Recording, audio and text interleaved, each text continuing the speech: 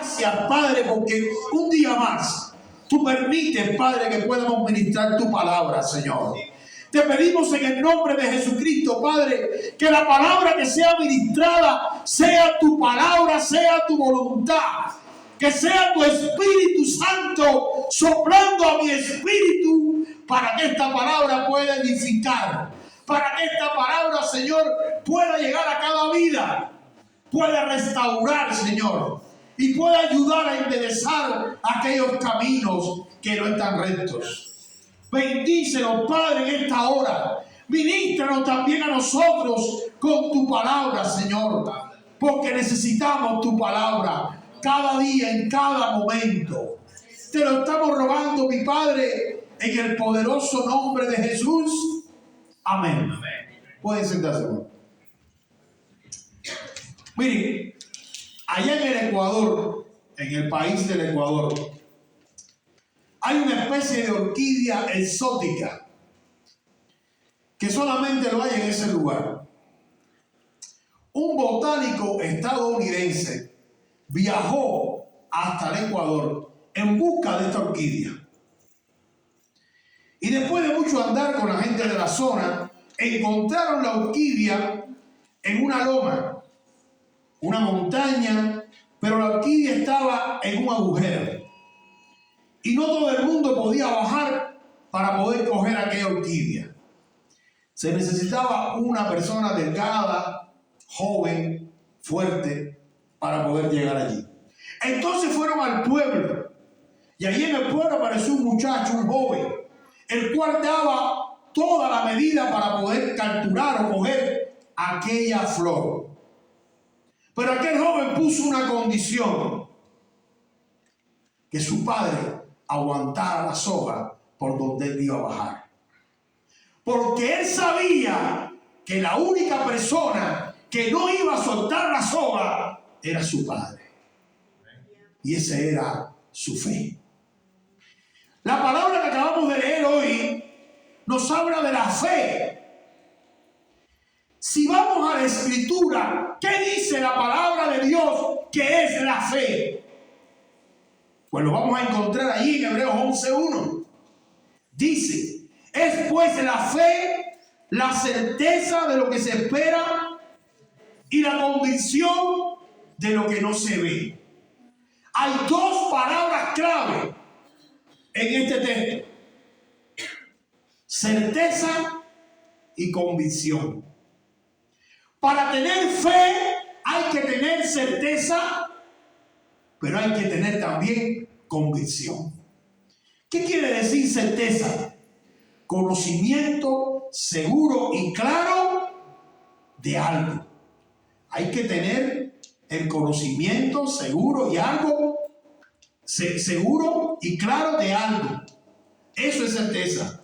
Y convicción es seguridad en la verdad. Entonces quiere decir que cuando nosotros decimos, pues la fe es la certeza de lo que se espera y la convicción de lo que no se ve, estamos diciendo en otras palabras: estoy seguro, estoy convencido de lo que estoy pidiendo, porque tengo conocimiento de lo que estoy pidiendo. Yo estoy pidiendo sanidad. Yo necesito tener conocimiento de a quién le estoy pidiendo sanidad. Yo le estoy pidiendo sanidad a Jesús. Yo quiero que Jesús me sane. Y es importante que tú tengas la certeza, el conocimiento de que Cristo lo puede lograr. Pero dice también que tienes que tener la convicción de lo que no se ve, la seguridad, la verdad.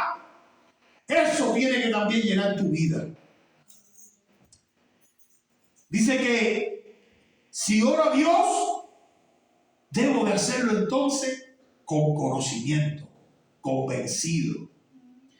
Isaías 53, 4, 5 dice: ciertamente Él llevó nuestras enfermedades ¿Quién es Él? Jesús. Dice, y sufrió por nuestros dolores. ¿Quién sufrió por nuestros dolores? Jesús. Dice, y nosotros le tuvimos por azotado, por herido de Dios y abatido. Mas Él herido fue por nuestras rebeliones, molido por nuestros pecados, y el castigo de nuestra paz fue sobre Él. Y por sus llagas nosotros fuimos sanados. Qué importante cuando tú vayas a Dios. Qué importante cuando tú invoques tu fe, conocer que tu fe está basada en Jesús. Aleluya. Y Jesús fue el que en la cruz del Calvario dio su vida para que tú y yo seamos salvos, para que tú y yo tengamos paz, pero para que tú y yo seamos sanados por sus llagas. Aleluya. Entonces nuestra fe resplandece en Cristo. Ahora, ¿en qué nosotros basamos nuestra fe? ¿Cómo yo puedo aumentar mi fe? ¿De qué manera? Dice la palabra en Romanos 10:17. Lo pueden buscar, hermano. Dice la palabra en Romanos 10:17. Así que la fe es por el oír. Y el oír por la palabra de Dios. Quiere decir que mi fe aumenta. Mi fe se engrandece como hombre de Dios, como mujer de Dios, cuando tengo el conocimiento de la palabra de Dios. Cuando yo escucho la palabra de Dios, mi fe aumenta. Mi fe se hace sólida porque yo empiezo a tener conocimiento del Dios eterno, porque yo empiezo a tener conocimiento del dador de la vida. Mateo 28:19 dice, Jesús 18 diciéndole a sus discípulos, toda potestad me es dada en el cielo como en la tierra. Jesús está declarando que Él es Dios. Jesús está declarando que Él tiene el poderío y el señorío en el cielo y en la tierra. Entonces el conocimiento de la palabra de Dios es importante para aumentar mi fe, porque mi fe necesita estar basada en Jesús. Pero no en el Jesús que cualquiera me habla, en el Jesús que habla la palabra de Dios. Ahora bien, ¿puedo confiar en la palabra de Dios? ¿Puedo confiar en la Biblia? Lo primero que el diablo va a hacer es atacar la Biblia. Va a atacar las Escrituras. Yo soy cubano, vengo de un país comunista y en la década del 80 salió un libro, los rusos, los soviéticos sacaron un libro que decía las contradicciones de la Biblia. Y ellos no entendían el evangelio sinóptico de Mateo, Marcos y Lucas. Entonces decía que había contradicciones en la Biblia, que la Biblia fue escrita por hombres, que la Biblia es humana, que la Biblia no tiene revelación. Y cuando usted le ataque en la Biblia, le están atacando su fe, porque la fe se va a sustentar en el conocimiento de la palabra de Dios. Entonces es importante que usted sepa por qué su Biblia, mi Biblia, es la palabra de Dios. Si usted va a 2 de Timoteo 3:16a, solamente el primer fragmento, dice: toda la Escritura es inspirada por Dios. Este es un texto que nos da fundamento de que la Escritura es la palabra de Dios porque es inspirada por Dios. Vamos a 2 de Pedro 1:21. Dice la Escritura: porque ninguna profecía, y aquí profecía quiere decir Escritura, fue traída por voluntad humana, sino que los santos hombres de Dios hablaron siendo inspirados por el Espíritu Santo. Estos dos textos nos hablan de que la palabra de Dios, la palabra que tenemos hoy, es una palabra inspirada por Dios. Ahora, el texto original con que fue escrito esta palabra fue en el griego koinés.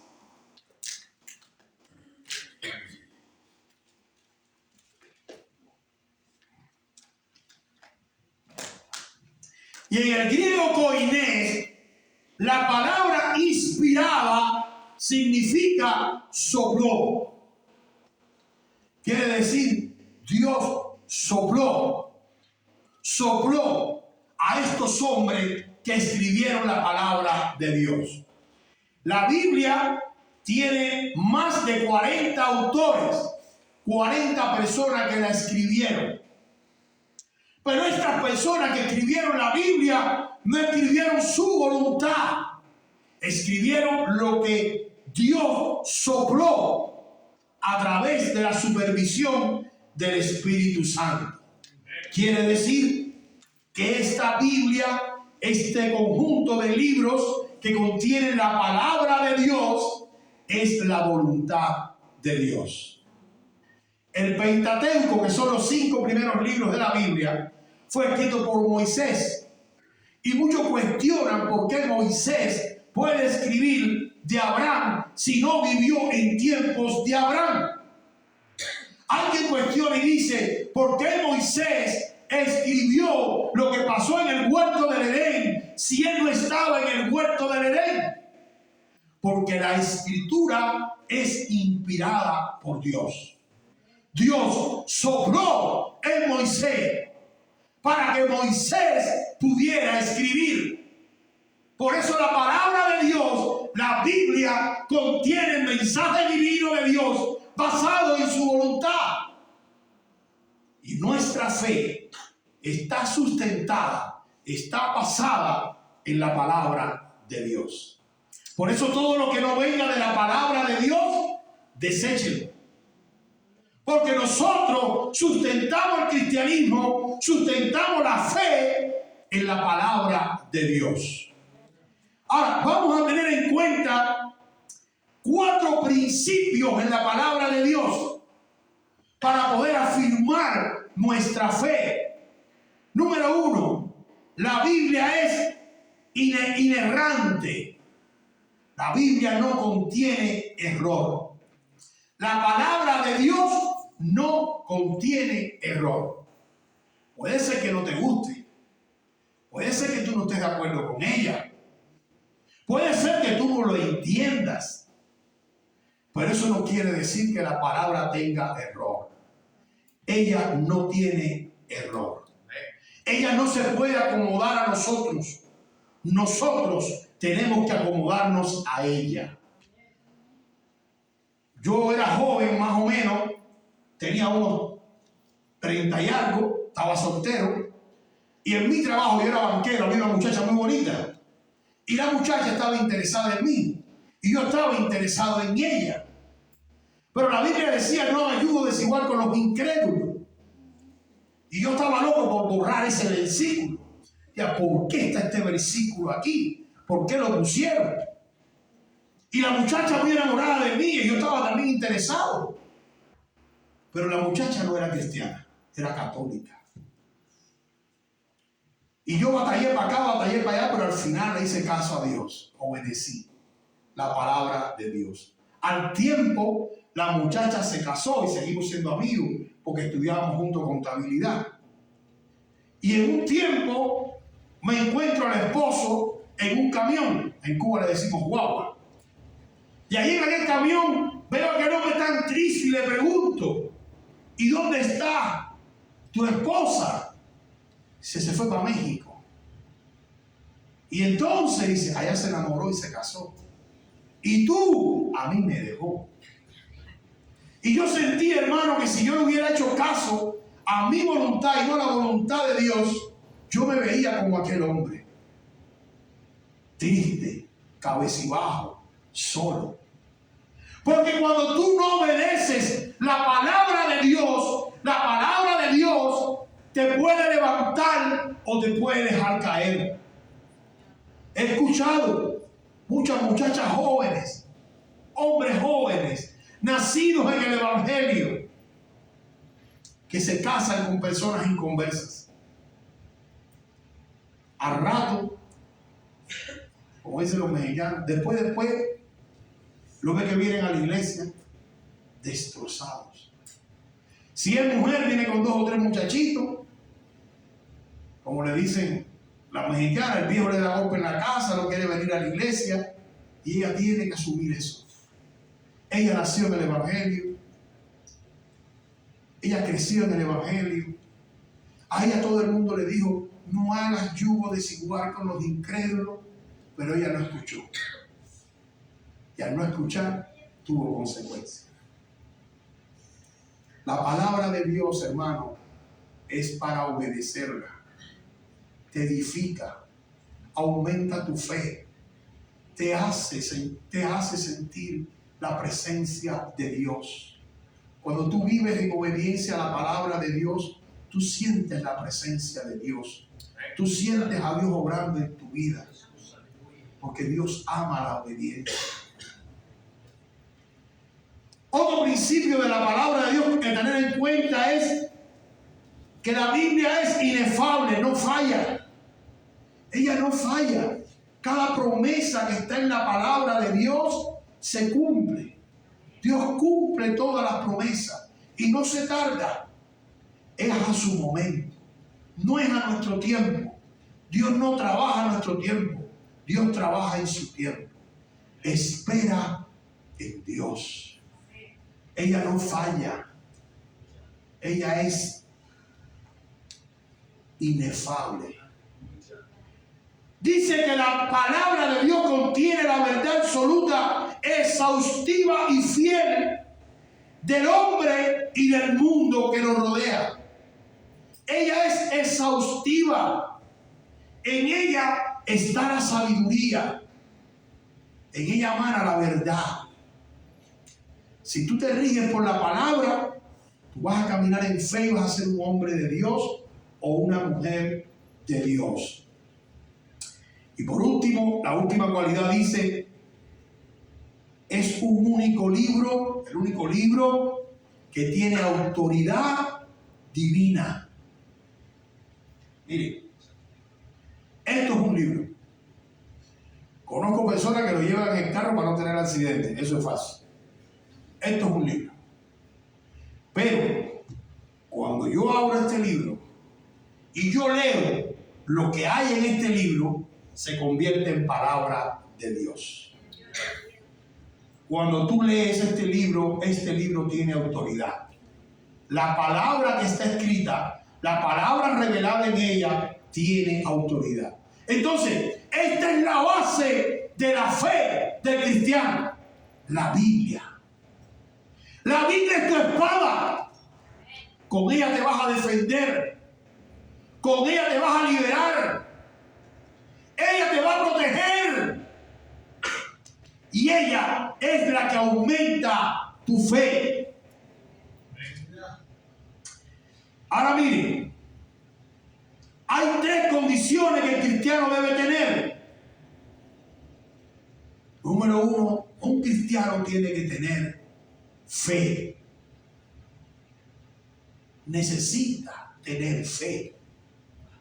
Un cristiano tiene que orar y decirle, Dios, dame fe. Pero un cristiano que no viene a la iglesia, difícil aumente su fe. Porque su fe va a ser aumentada por escudriñar la palabra y por leer la palabra. Por el texto que leímos al principio dice, sin fe es imposible agradarle a Dios. No le puedes agradar a Dios por pensar tú que eres bueno. No le puedes agradar a Dios por pensar tú que haces las cosas bien. Tú le agradas a Dios cuando eres un hombre o una mujer de fe. La fe tiene que estar depositada en Jesús. La fe tiene que estar sustentada en la palabra de Dios. Y esa fe agrada a Dios. Tú le vas a agradar a Dios. Porque sin fe, imposible. Fíjense, la palabra es bien cruda. Imposible agradarle a Dios. No puedes. No hay forma. No hay manera de yo poder agradar a Dios si no tengo fe. ¿Y qué es fe? La certeza de lo que se espera y la convicción de lo que no se ve. Pero ¿cómo voy a tener certeza y convicción si no escudriño la palabra de Dios? ¿Y cómo voy a tener fe si yo no busco en la palabra de Dios? Dice que la fe llega por el oír la palabra de Dios. Es a través de la palabra de Dios que Dios ministra fe. No ministra fe a partir de los chismes, que yo hable mal de un hermano, converse mal de una hermana o mal del pastor. No ministra fe porque yo soy amigo del pastor. La fe se ministra por el conocimiento a la palabra del Señor. Dice que el cristiano tiene que escudriñar y llenarse del conocimiento de Dios. Tengo un pastor amigo mío que me dice: a ti te gusta mucho escarbar en la Biblia. Es que mire, hermano, cuando usted escarba, que la escritura le dice escudriñar, cuando usted empieza a ver los misterios que hay en la Biblia y usted empieza a entender, porque la Biblia es un libro espiritual y es el Espíritu Santo el que le va a ayudar a entender la Biblia, usted se va a maravillar, porque usted se va a dar cuenta que lo único que es verdad en este mundo es la palabra de Dios. Todo lo demás es mentira. Mucho enredo, mucha manipulación, solo la Biblia. Juan 5:39. Escuche lo que dice. Escudriñar las Escrituras, porque a vosotros parece que en ellas tenéis la vida eterna, y ellas son las que dan testimonio de mí. ¿De quién está hablando? De Jesús. ¿Quién está hablando? Jesús. Jesús dice: escudriña las Escrituras, porque en ella vas a encontrar testimonio de mí. En ella vas a encontrar mi presencia, mi amor. En ella vas a encontrar mi amistad. Esa es la palabra de Dios. Un segundo aspecto importante que tiene que tener el cristiano: una experiencia con Dios. Un hombre de fe, una mujer de fe tiene que buscar una experiencia con Dios. Yo, en mi búsqueda por la pareja, en la iglesia había muchas muchachas dentro de la iglesia con muy buena apariencia, pero no eran mujeres que tenían experiencia con Dios. Y yo buscaba una mujer que tuviera experiencia con Dios. Y conocí a mi esposa. Llevamos 22 años casados. Y yo entendí que ella tenía una experiencia con Dios. Y eso me llamó la atención. ¿Por qué? Porque cuando tú tienes una experiencia con Dios, tú maduras en Cristo. Tenía 27 años yo, caí preso en Cuba, me pedían 14 años de cárcel. Mi hermana era cristiana, yo no lo era. Llevaba 3 días preso porque me fajé. a los piñazos con otra persona. Y en Cuba hay una ley que se llama la peligrosidad, que no tiene que ir a juicio ni nada, y te ponen años. Y ahí me estaban pidiendo 14 años. Mi hermana llegó y me dijo, pídele a Dios en el nombre de Jesús que te van a sacar de la cárcel. Y yo le dije a mi hermana, esto no es un problema de Dios, esto es un problema de que ya me pidieron 14 años. Ya voy para la cárcel grande. Mi hermana me dijo, ¿qué te cuesta? No te van a pedir una oreja, no te van a pedir un brazo.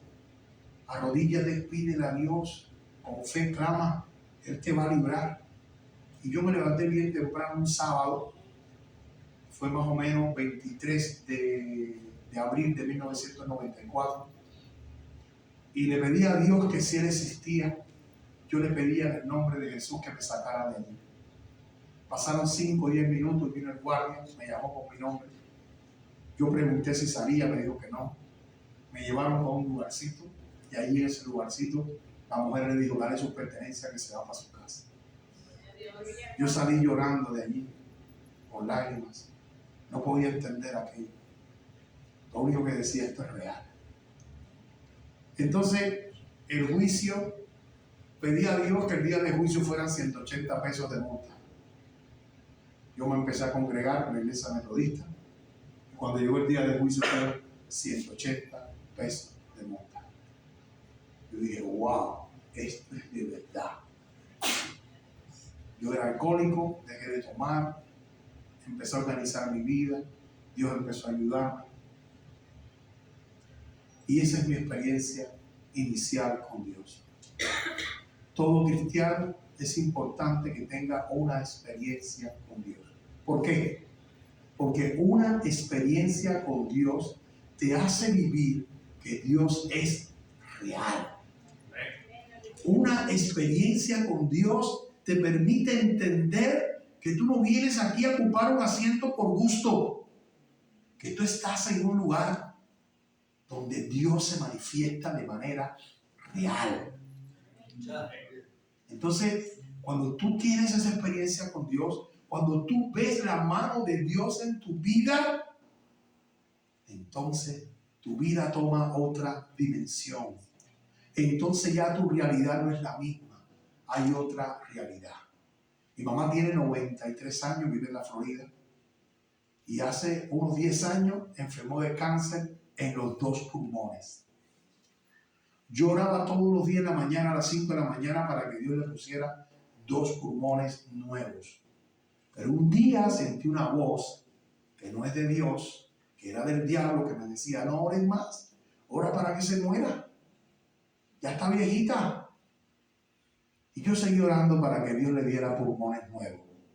Al próximo año mi hermana va al hospital con el pulmonólogo y el pulmonólogo le dice, ¿quién te dijo que tu mamá tenía cáncer? Y entonces mi hermana le dijo, ¿usted? Dice, pues yo también te digo que no tiene cáncer. Mi mamá fue sanada de cáncer para la gloria y la honra de Dios. Cuando tú experimentas, cuando tú tienes experiencia con Dios, tú empiezas a entender que Dios es real. Dice entonces la otra parte del texto que comenzamos, es necesario que el que se acerque a Dios crea que le hay. Si tú no has tenido una experiencia con Dios, tú necesitas tener una experiencia con Dios. Tú necesitas hablar con Dios. Tú necesitas entender que Dios es real. Que tú no le estás pidiendo al techo, que tú estás hablando con un ser supremo, el cual a veces no entendemos, pero existe.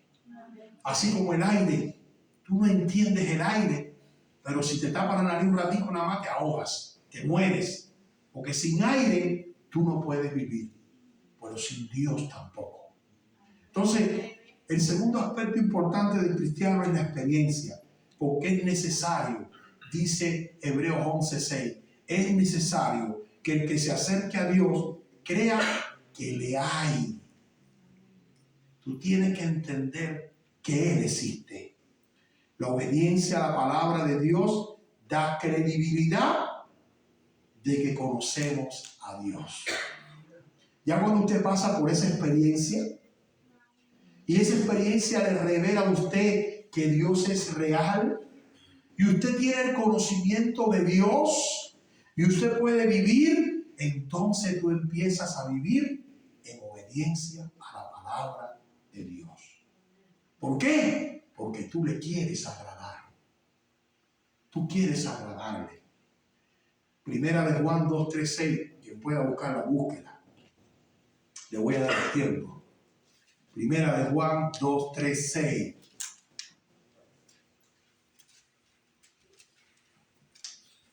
Me dice amén. Dice la palabra. Y en esto sabemos que nosotros le conocemos si guardamos sus mandamientos. Y el que dice, yo le conozco y no guarda sus mandamientos, el tal es mentiroso y la verdad no está en él. Pero el que guarda su palabra, en este verdaderamente el amor de Dios se ha perfeccionado y por esto sabemos que estamos en él. El que dice que permanece en él debe andar como él anduvo.